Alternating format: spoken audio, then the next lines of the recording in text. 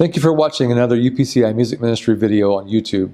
If you like this video, hit the thumbs up. Also, make sure and subscribe to our channel in order to get the latest content videos and tutorials. Let's go over the second half of the song, or the last of the big ending that they do. It is more of an advanced groove that they are doing. So don't feel bad if you can't get it. There's always an alternative way that you can end this song. But this is going back to when I was saying that the drummer and the bass was just locked in. So Travis had laid the groove, and then Ken had played right on top of it. So it is a rather advanced groove. Don't feel bad if you can't do it. Honestly, it's just, you know, we're all at different skill levels, and that's okay. That's why we're here. We're going to learn.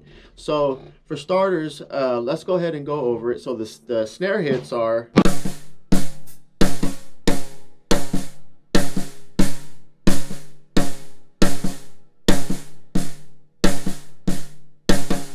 Right. At the same time, we're also hitting the crash for 2 measures. On the third measure, this is where it gets tricky, is the kick also comes in to follow what the bass player is doing. So we'll cover that right now. So just to kind of slow it down, so it would be...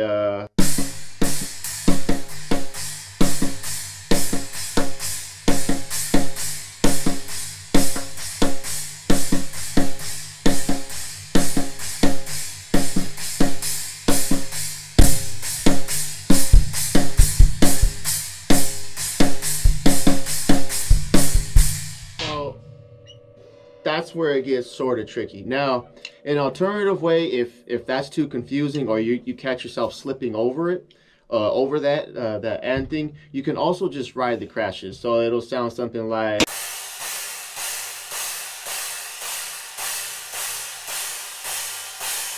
which there's nothing wrong with that at all.